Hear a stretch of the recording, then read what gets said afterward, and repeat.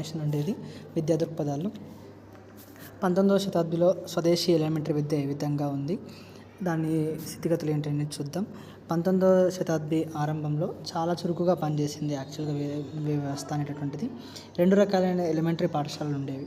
వృత్తిరీత్యా ఉపాధ్యాయులు అనేటువంటి వాళ్ళు నిర్వహించేటటువంటిది, ఉన్నత కుటుంబాలకు చెందిన పిల్లలు చదివే పాఠశాలలో 2 విధాలైనటువంటివి ఉండేది. ఈ పాఠశాలలో కరికులం 3Rsగా ఉండేది. రీడింగ్, రైటింగ్ అండ్ అర్థమెటిక్గా ఉండేది.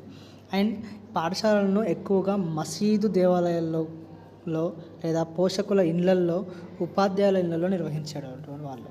అంటే ఇక్కడ ఏంది, పాఠశాలలు ఎక్కువగా ఎక్కడ ఉండేటివి, మసీదులలో కానీ, దేవాలయాలలో కానీ, అదేవిధంగా పోషకుల ఇళ్ళు అంటే ఎవరైతే ఆ సంస్థానాధీశులు ఉంటారో వాళ్ళ ఇళ్లలో చెప్పడం కానీ, లేదా ఉపాధ్యాయుల ఇళ్లలో గురువు దగ్గరికి వెళ్ళి విద్య నేర్చుకోవడం ఏదైతే ఉందో ఆ విధంగా ఉపాధ్యాయుల ఇళ్లలోనే మనకి ఈ పాఠశాలలు అనేటివి నిర్వహించేటటువంటి వాళ్ళు అనమాట.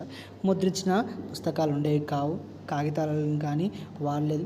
కానీ ఉపాధ్యాయులు విద్యార్థులపై వ్యక్తిగత శ్రద్ధ వహించేవాళ్ళు, ఇండివిజువల్గా వాళ్ళని పర్యవేక్షించేటటువంటి వాళ్ళు అనమాట. పెబ్బా అంటే పర్యవేక్షిత, మానిటోరియల్ పద్ధతిలో అమలు ఉండేది. అంటే వాళ్ళ సమక్షంలో వాళ్ళు విద్య నేర్చుకునేటటువంటి వాళ్ళు అనమాట.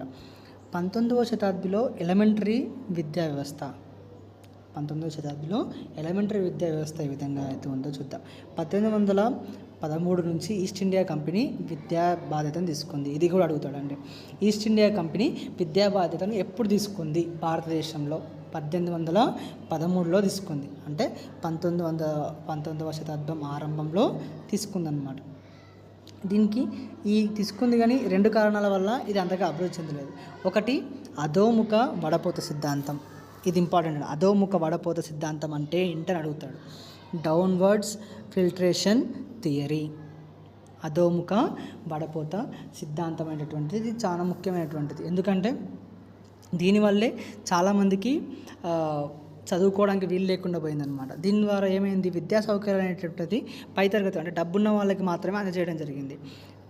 ఇది లార్డ్ మొకాలే అనేటటువంటి ఆయన ప్రవేశపెట్టినటువంటి పద్ధతి అధోముఖ వడపోత పద్ధతి. అంటే డబ్బున్న వాళ్ళకి, సౌకర్యాలు ఉన్న వాళ్ళకి మాత్రమే విద్య అందించాలి అనేటువంటిది ఎవరు ప్రవేశపెట్టారు? అధోముఖ వడపోత సిద్ధాంతాన్ని ఎవరు ప్రవేశపెట్టారు అంటే లార్డ్ మొకాలే అనేటువంటి వ్యక్తి ప్రవేశపెట్టడం జరిగింది. రెండవది, విద్యకు కేటాయించినటువంటి నిధులు పూర్తిగా పరిమితం కావడం.